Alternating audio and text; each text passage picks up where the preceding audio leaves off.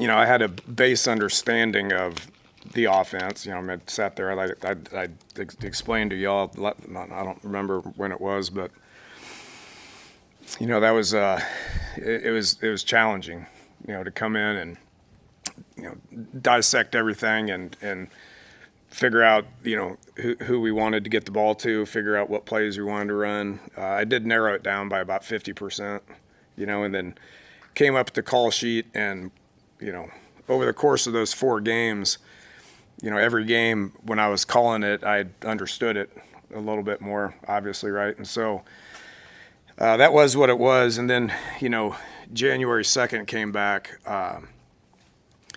and I think Coach wanted me back on like January 1st, and I was like, I need at least a couple days off here. I never worked so hard in my life, but coming in, so it was good that I didn't have to go out on the road. Okay, so January, I didn't have to go out on the road, which was awesome. So I sat here for a month and just watched every cut up, and figured out stuff I wanted to do, figured out stuff that I didn't want to do. There's subtle changes in terminology. There's subtle changes in, whether it's sets or plays or whatever, but the majority of it's going to stay the same. I mean, we have good coaches here. This is a good scheme. It makes sense to Dylan. It makes sense to Coach Raiola, which from a O-line perspective is incredibly important.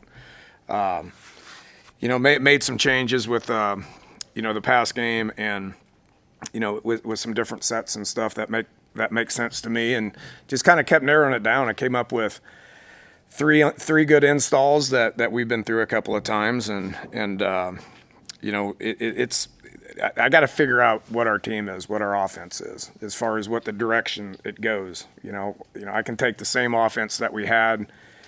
I'm going to be a lot more comfortable with it, but then tweak it based on what I see being good, seeing bad. And that's what spring football is all about. So excited to be in it. Been here working with them for 4 weeks, and in the off-season stuff, mat drills, commitment week. But we got some football stuff in, so we set our spring installs based on that, and we've been through it 3 times right now. So all that's good. Excited about it. Now it's just figure out who are our players, who are our better players, what do we do well. That's going to take a long time. I mean, I can't answer any of that right now. I mean, we'll go through all spring, have a better idea. We'll go through 3-4 weeks of OTA style stuff in the summer, and then obviously camp. So what it looks like against Cincinnati and Arrowhead, y'all's guess is as good as mine. Well, with that unique kind of challenge that you had starting here, what's it mean to kind of have these practices without that game looming over that you need to prepare for? Well, first of all, I say, those 4 games were valuable. When I was here in January, I learned all their names for the first time, but I knew who they were, knew what they could do, spent a lot of time recruiting on campus with all the guys coming in. I obviously did a lot of that. But those 4 games were valuable. If I would have just took over, started rolling in January, right now my head would be spinning. So I can't explain how valuable that time was, that 4 weeks. Although it was challenging, man, I was so happy I did it. I was glad I did it. Glad Coach Rule gave me the opportunity to do it. Easy decision to come back, because knowing the guys, and obviously we got a pretty good quarterback and got good coaches, and the direction of the program with Coach Rule. I'm growing as that coach. I learn something every day, new way of doing things. Nebraska is a great place. I wake up happy, walk my butt to work every morning. Even when it was minus 15, I was walking to work, questioning my sanity and decision. For the 12 minutes it takes me to get here, but.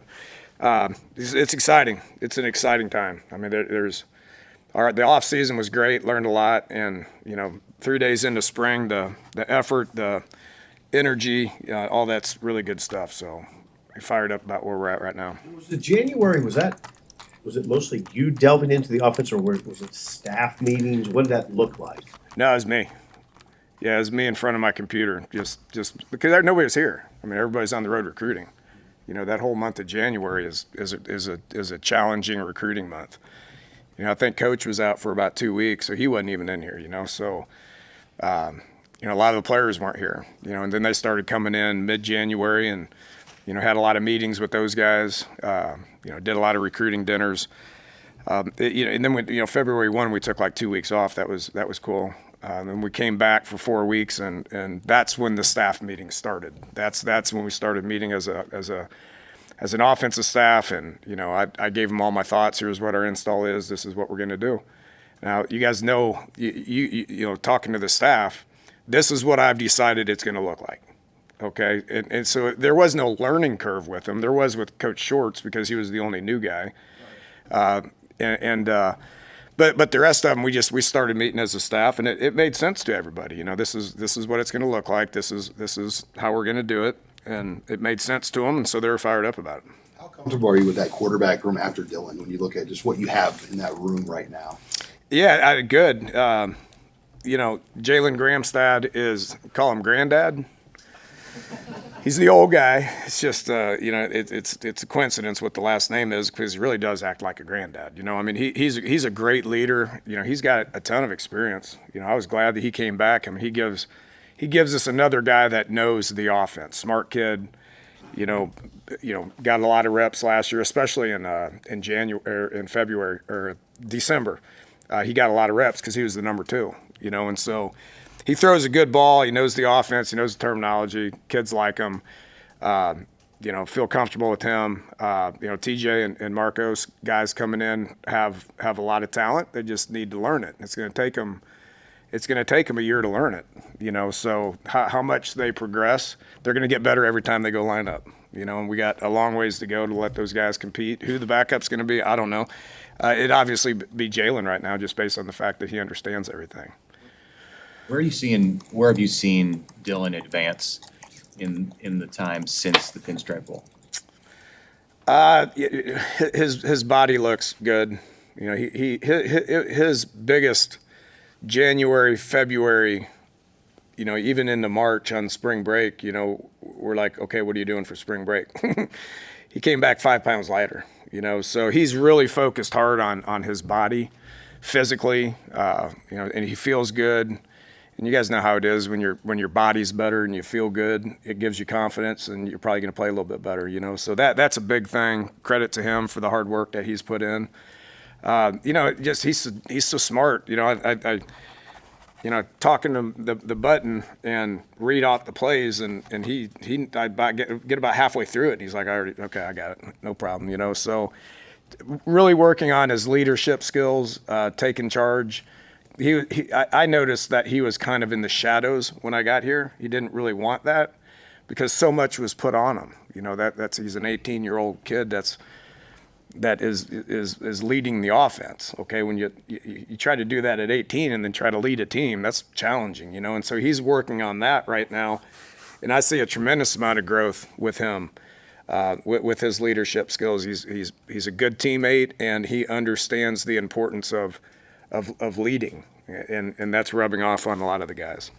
The other day, Coach Rule said he likes the potential of the running backs, and I know you're just starting to figure stuff out, but what's your thoughts about, Emmett and some of those guys, and also what they can do as pass catchers in this offense? Yeah, well, we know what Emmett can do. He showed it when I got here real quick, and so he to me looks like a different kid right now based on the fact that he's confident. He's got some good stuff ahead of him. He's like, the 4 games with you here, Coach, it was good, but it's not nearly as good as what it's going to be. I believe that. He looks really good. He's taking on a leadership role. He's the old guy in the room, and we got a bunch of young guys that don't have reps after that. I don't view that as concerning. I view it as optimistic and challenging, and who they are. It doesn't matter who they are. Quentin Ives is probably the next guy that has reps. Had a huge December. When the other guy left, he got all those reps. He looks fantastic right now. And then the rest of them are all young. So we're this is going to be a big spring for them, because they're going to have opportunities to be able to get a lot of reps and make a lot of progress. When you think about your history as a play caller and a coach, you've been able to move an offense at a pretty quick pace during games. How much do you want to turn up the dial in this coming year, especially having pared the playbook down? Yeah, it's a good question. I mean, it depends on how we progress. There's I'm not interested in my old air raid roots. I'm just not. Like I turned that page probably year 3 to 4 at West Virginia. You step into that head coaching role and you understand what the other side needs. You understand what the program needs. Now, Coach Rule runs a tough, physical, hard-nosed program, and I embrace that. I kidded with him the other day about, I came in, I was like, Coach, 15 minus 15, I walked here because I was working on being the toughest, hardest working, most competitive coach I could be, So that mentality that's in the program, the coaches need to have that. The play callers need to have that. If we need to run the ball, we need to run the ball. And the only way you can do that is if you focus on it nonstop. We ran, I've never done this. Never been able to do it, especially in spring practice. We ran 24 inside run drill plays today. 3 groups. I mean, we got like 17 linemen out there that need reps, need a lot of reps. I've never had 17 in the fall. So our numbers are good and it's healthy, and so it's going to allow us to be able to practice the right way. But to answer your question, we need to be able to run the ball, control the ball, but we also need to be able to finish games in 4 wide and push it down the field if we need to do that, in a 2-minute situation. That was today's focus. We weren't very good at 2-minute last year, so we got to get better. I've made changes to that. It makes sense. Dylan's happy. We're going to work it every single day and get better, So 10 personnel, throw the football. Yep. Tight ends and fullbacks and run game stuff for 4-minute situations. We'll be able to do that too.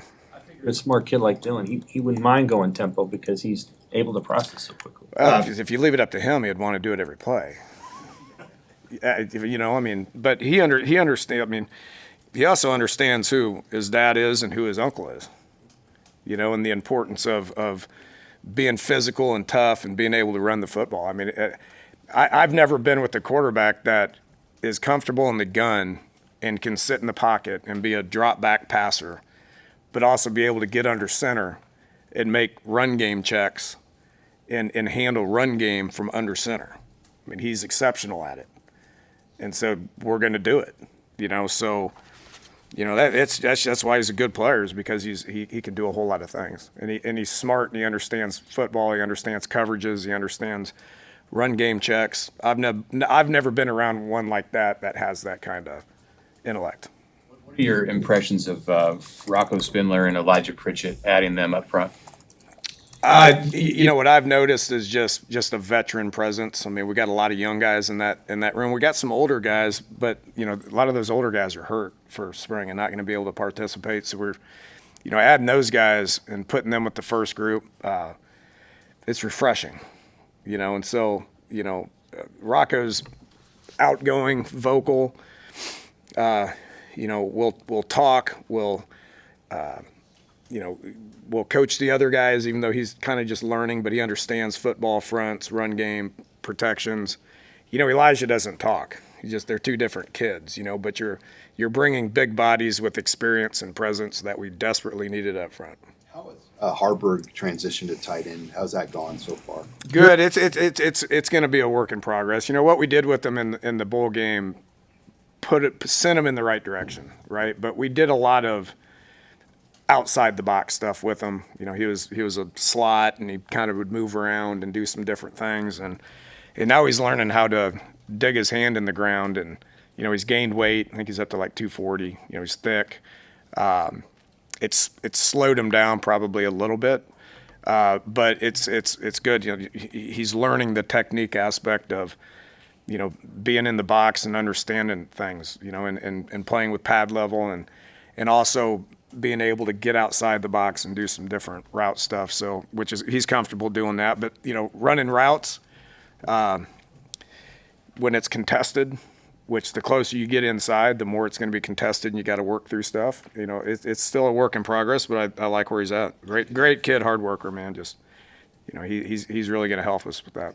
And they confirm, is Carter Nelson, is he going to play tight end when he's back, or will he stay at receiver? He's eventually going to get there. He's going to get big. He's 6'5" and 220 pounds right now, or whatever he is. Like when we started, I think it's December. We moved him to Sat's room for the bowl stuff, and he was starting to like learn the tight end stuff. And like 2 days into it, he got a stinger. It knocked him out for like 2 weeks. And so I was like, just play inside receiver and let's get through the bowl game. Unfortunately had to have surgery, so he's not going to be able to work that stuff in the spring. We'll be back in summer, but he will be in Sat's room, and he's extremely talented, can be about as good as he wants to be. What's it been like coaching with Coach Schwartz again and reuniting and sharing the field with them?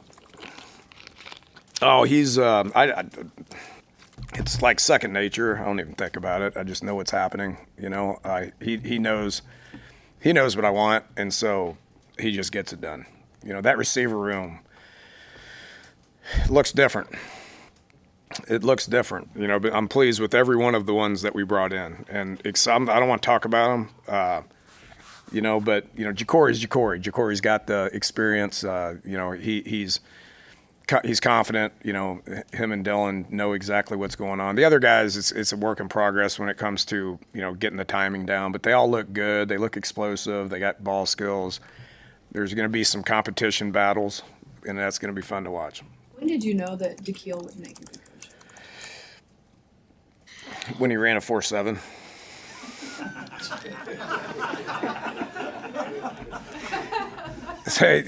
The dude started for 4 years. He was a team captain, right? So he had presence. He was intelligent. He was tough. He never came off the field. He had play through pain.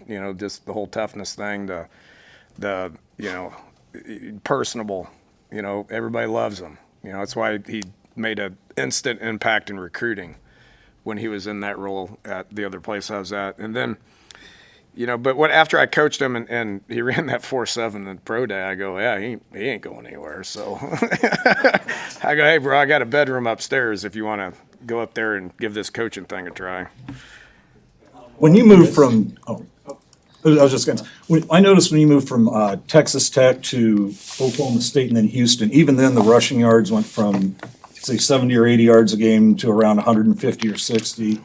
Is there a target you have for Nebraska, or is that even something you worry about? I don't worry about it, but it's been evolution. I used to yell at Coach Leach, rest in peace. How about, he goes, what should we call? How about a run play? Why do we want to do that? Okay, let's run the ball. We handed the ball off and we didn't get any yards. He's like, well, I ain't ever calling that crap again. And taking the OC job at Houston, my good friend Kevin Sumlin said, I want you to do everything you're doing, but we got some run game stuff. But it's out of spread, but it's the whole motion run game stuff. That's when it kind of started a little bit. Going to Oklahoma State, Gundy was tough, physical, tight ends, fullbacks, run the ball, good backs. Had 3 backs that were all NFL players. So, we went up to – Whedon threw for 4,500 yards, but Kendall Hunter had 15. And West Virginia transitioned to, like, the first 2 years, Geno, Tavon, Stebbin, all those guys, we threw it a lot. And then we didn't have those guys. And so we really started focusing on run the game. That's when the gap schemes came, the counter, power, true duo, inside zone stuff. Learned a lot of run game and did that a lot. Had 1,500-yard rushers at West Virginia. So it's always been a focus, and I don't put a number on it because I know how to practice it. And then you get into the game, and what are they giving you? You know, if they want to take away the run, they can take away the run. I mean, we're just throw the ball all the time. If they want to take away the pass, then we're going to run the ball. So it's always a cat and mouse game, chess match, whatever you want to call it, as far as, you know, what those yardage end up. You know, I got goals for our offense, but it's not how much rushing yards or how much passing yards or any of that. It's more about efficiency, first downs, third down conversions, touchdown in the red zone, you know, things that matter. To me, yardage doesn't matter. Okay. Yards per play matters. All right, guys.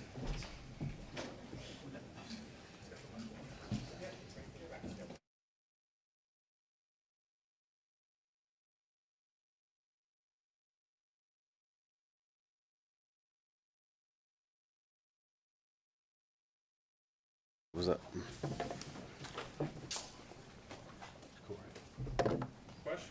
Do you find yourself as a sophomore taking on somewhat of a leadership role, just given the experience you got last year? Yeah. I mean, yes, to the younger guys in the room, like some of the guys like Ike and Cortez, just let them know what to focus on and be more detailed in just to what they was hitting on me last year about, so they could be better than I was. What's do you feel different like about you the made the biggest what's different about the offense in year two with Holgorsen? I'll probably say the scheming.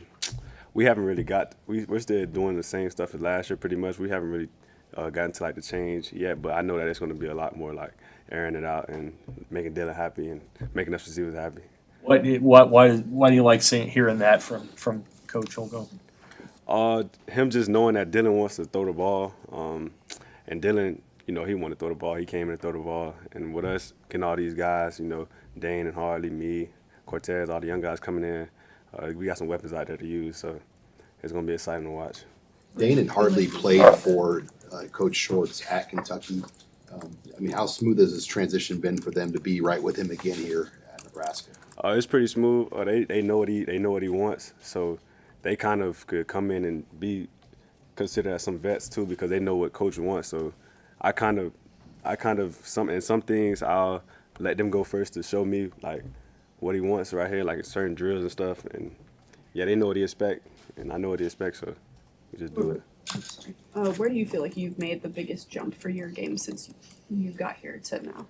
I'll probably say with Coach coming in, Coach Shorts, I'll probably say just being more detailed and slowing down my tempo and my routes, knowing that I don't have to be fast, doing everything at 100%. I can slow it down and use my speed to my advantage in certain things, and just using my explosive at top of routes and getting out faster than DBs. Coach Holgorsen said that the wide receiver room just looks different from last year. What ways, from your eyes, do you see the differences from this year's group and last year? I'd probably say everything. Like, if you came, you was like everything, ball skills, just the talent. The talent ceiling is crazy. Those guys, we got a lot of guys to compete.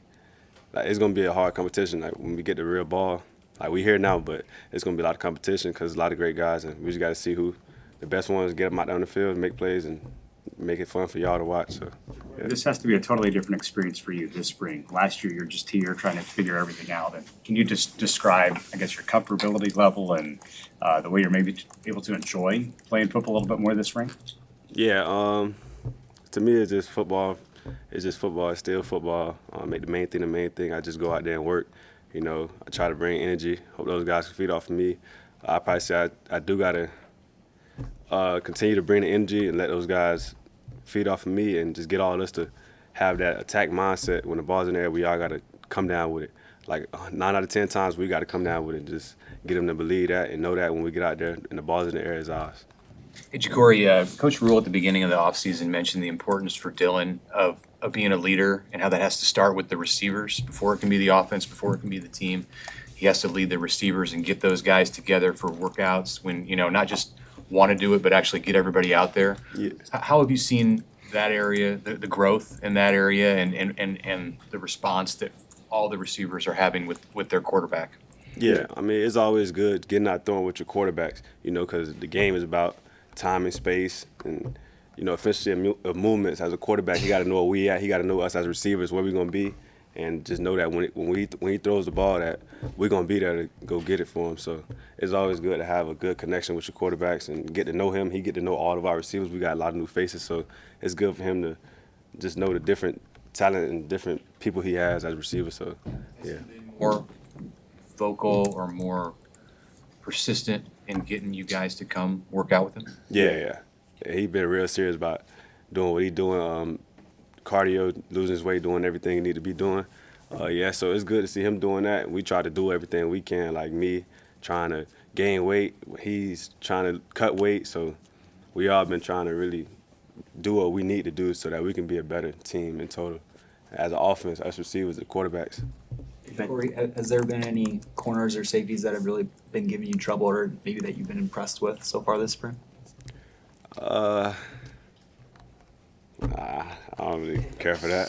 That's not the ball, really. But yeah, we got a good DB room though. We do have a great DB room. I can't sit up here and say that they're not there. They're an elite room, and like Keith said, we're a good room. So it's good every day coming to work with them guys. Happy to have them here and happy to go against them every day. You mentioned Cortez earlier. What's it like having him around? And do you guys who are from that Miami area take pride in kind of what you did last year and, push each other to keep building on that? Yeah. It's good having him around, man. It's like having a brother. Like I know him, you know what I'm saying? So I know how he plays and he know how I plays. It's good to teach him and just hope that when he get in, he do what he do. He could probably say the same. He's unstoppable, or whatever. Do whatever you need to do, and it's just fun to have him, man. Good to have him in the room. All good. All right. Yes, sir. Thank y'all.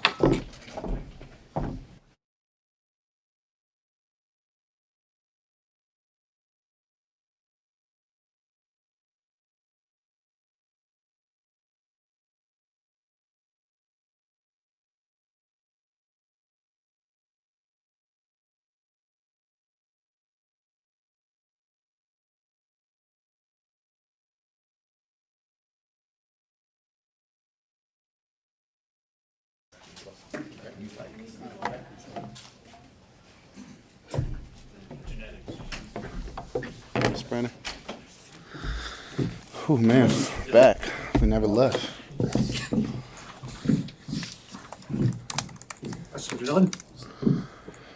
Did you leave, in the off season? How much time did you spend away from here? I did leave. I left for 3 weeks in January. Came back from the bowl game, hung out with some guys that night, and then went home the next day. I went to Newport Beach. I went to Arizona, and I went back home to Georgia for 3 weeks. So had my fun, but I was ready to get back towards the end of it. How much football stuff did you do during then, or not at all? Not any at all. Yeah, I took a break from it.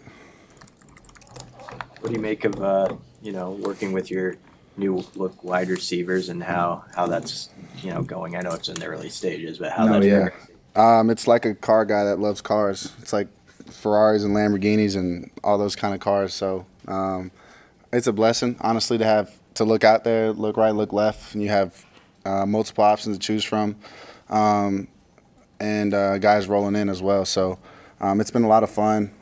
They've worked really hard in the winter. We got together a bunch 3 times a week, and it's been fun. I think the best thing about it is getting to know them off the field, having breakfast together, and just spending time, watching basketball games, going to play cards and doing those kind of things was our goal, to build a rapport off the field. Dylan, how much more natural is it for you to be a leader when you've got a year under your belt? I think it's easier in a way, but I think it's a lot of work. I think being a leader, you got to earn a lot of trust from guys. So we have a great leadership, from the defensive side, and obviously having Coach Rule at the helm of the program, kind of leading and guiding me through it all. So I'm grateful to have him, and it's been a lot of fun. Our guys have gravitated towards each other, not just offense, but the defense we've all kind of came together. So it's been cool to see. Do you have specific objectives you want to accomplish this spring? I mean, why is it important to you? Yeah, this spring is important. I think we can get a quicker jump on things. Dana's kind of put his stamp on, and we've had our time to meet and kind of get things installed, from a player standpoint. So we're kind of ahead of the curve of install and knowing where to be, what to do. So I think we can get more advanced in our plays, but also I think it's just boring and simple. Execute, go out there, execute, don't make those simple mistake, and practice. Our thing's been 2-minute end of the game. It's 5 or 6 games last season came down to that. So for us, it's been an emphasis. We're not going to lose any more of those. So we've put a lot of time, a lot of thought into that. What's his stamp? When you say Dana's put his stamp on the offense, how would you characterize that? His swag. He's got some swag. The way he calls plays, and he kind of just lets his guys roll out there and make plays. He's gonna call plays and to put us in position to be successful, and then we just have to go out there, execute, make the throw, make the catch, and go from there. How much do you feel like tempo could play a factor? I mean, everybody's talked about how you're able to process things really quickly. How much faster do you think you guys can go when you need to? I think we can. We can go fast. We go slow, and we also can kind of be a steady medium. It just depends what we want to do in the game. Kind of switching it up. So we're installing all of our tempos right now. So we're about 3 deep in. So it's been fun, and it kind of makes the defense scramble a little bit. So sometimes it hurts you, sometimes it doesn't, and it helps you. So we just want to keep doing it. How much more do you want to run this year? If there's like 5 or 7 situational yards you need to get them, are you hoping to be in positions where you can pick those up with your feet at times this year? Absolutely. Plenty of opportunities to run last year that I presented and didn't. So that's definitely a note in my head to, kind of how I went about the offseason, getting things right, and then attacking it in order to, run on those 3rd downs or 4th downs or 1st downs, whatever it is, keep the chains moving, keep us on the field and put points up on the board. He a couple of weeks ago that cited you as one of the reasons he came here. You're contacting him, letting him know how he was needed. Is that off-field chemistry starting to transfer into on-field chemistry yet? Absolutely, I think so. We're only 3 days in right now, but we worked together all winter. Spring break, he came down to Atlanta and we met him. I met him at Buford, so we've been together as much as we can. Been on the phone. He's been over the house. So, Dane's a great guy. I think it's hard for people not to like him, especially the way he works and how much he's in here. Sometimes I'll walk in here and he'll still be in here. I think the guys gravitate to that and they see that from a veteran guy, and it kind of pushes the room. You spent a lot of time specifically with Emmett this offseason. Just what was that like, just continuing to build your friendship and your bond off the field? Yeah, Emmett's fun. He's a great dude, tremendous athlete on the field. But I think we both love sports in general. Him growing up playing basketball, I used to go basketball games when I was, younger. So, I don't know. We were just one day kind of just rolled out there and was like, this is fun. You want to go to more games, and it kind of turned into something that we didn't really expect. But, it was grateful opportunity. We love our community and all the support that we get. So it was just a way of us to give back. Can you detail the importance for you this offseason of your physical shape? Mm-hmm. It's come up a lot. And, Yeah. like every time Coach Rules talked, and Dana brought it up today, what's that journey been like for you? If I'm being honest, it sucks. I'm just being honest, it's a constant grind every day. Sometimes you don't see change right away. In this instant, physical body standpoint doesn't change in a day, doesn't change in a week, doesn't change in 2 weeks, not even 3. So it's just the consistency of staying on it and keep going. And I'm just grateful for our strength staff, our nutrition staff, even my dad. My dad's been involved heavily as well. So it's been a team effort. I'm grateful. I feel amazing right now. Probably the best shape I've ever been in. I feel great. I went on spring break, came back probably about 9 or 10 pounds lighter. So that was an emphasis. I mean, kind of getting away from the program and just always the soreness and just all the lifting we do here, which is great. But kind of just to take that step. Like I said, it doesn't happen in 4 weeks. It was probably week 6 or 7, and it kind of all of a sudden snapped, and here we are. It's perfect time. Right in the spring ball. Running or cardio, or what'd you do over spring break to break through like that? Yeah, I boxed every day, 6 a.m. in the winter, and then I would go right into a mile after we lifted, and then I'd come back later in the day and do 20 more minutes. So that was the winter, and then spring break, I just lifted in the morning, and then at night, I would get a cardio session, and then I would jump in the sauna. So I don't know, it's kind of like boxing training for some reason, but I feel great. I think they correlate great together. The jump ropes and the foot strike and all those things. So I'm cool talking about it. I'm happy where I'm at right now. Dana said that he was walking to work every day, even when it was negative 15 out. Mm-hmm. What do you think that says just about his kind of commitment to this identity of this team? Well, one, I think he's crazy for doing that. I told him I'd pick him up while I come in, and I'd drive right by where he lives. But, no, we're grateful to have him. Honestly, we're lucky to have him. He could be anywhere right now. And have a coach that cares like that, and that's just an example of how much he cares to walk here. He's a great guy. He's very particular in his offense, and I think that's what makes all his pass offenses really good. So we would be dumb to not gravitate towards that and kind of learn and pick his brain. You mentioned wanting to get better at the 2-minute offense. How much do you go back and dissect those games, and how have you had the give and take with Dana about ways you can improve on that? Yeah, I've watched them probably 3 or 4 times. As much as it hurts watching it, you have to just see the mistakes and the things that ultimately some games didn't have to be in the 2-minute. But when it comes down to it, that's when you win games. That's when you make money. So I think it's all great learning tools. In the moment it sucks. You want to win all those games, and you want to keep propelling this program where Coach Rule's got it going. But kind of go through that growing pain, and to kind of we got to practice and evolve and keep getting better at it. So when we get in those positions, we're comfortable.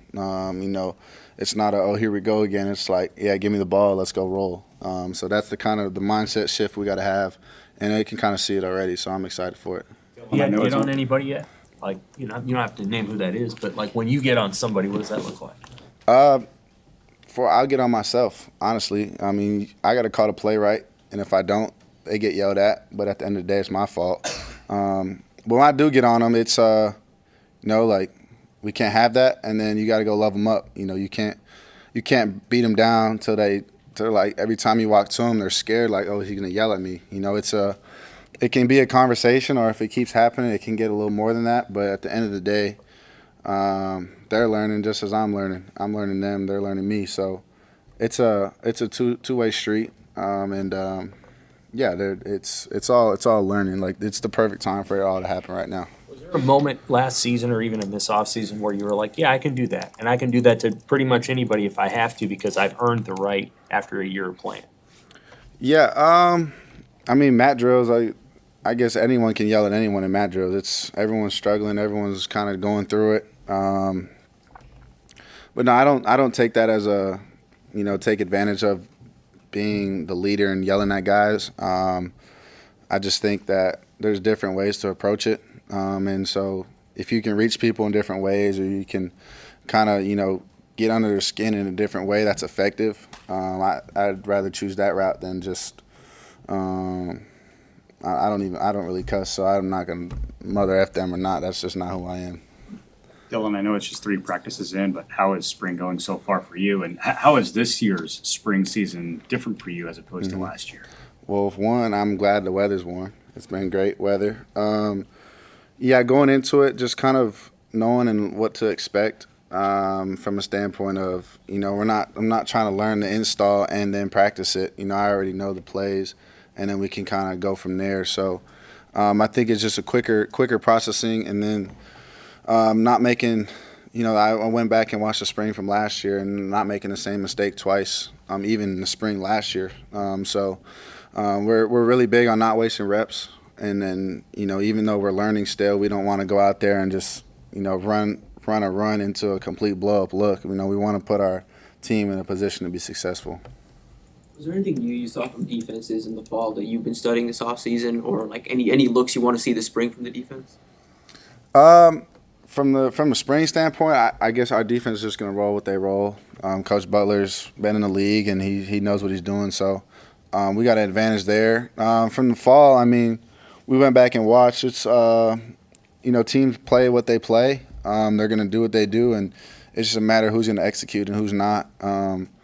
And I think, you know, having more of a threat to run, like I said earlier, will help. But still, our guys are going to go out there and make plays. And at the end of the day, football is about making plays. It's not about the play call. It's not about, you know, who's got better players. It helps, but you got to go make the play when the ball's in the air or when I got the ball in my hand. How useful is it having Graham's dad in that room? I guess you call him Granddad. Granddad, yeah. Just call him Granddad. He's an old man. No, I love it. You know, when I talked to him after the season about coming back, it was kind of, I don't know. I told him, I said, dude, I need you to come back. That's kind of my guy to bounce things off of. He's seen it. He's obviously been really successful at playing quarterback. So it's a conversation every day. I'm very grateful that I have him.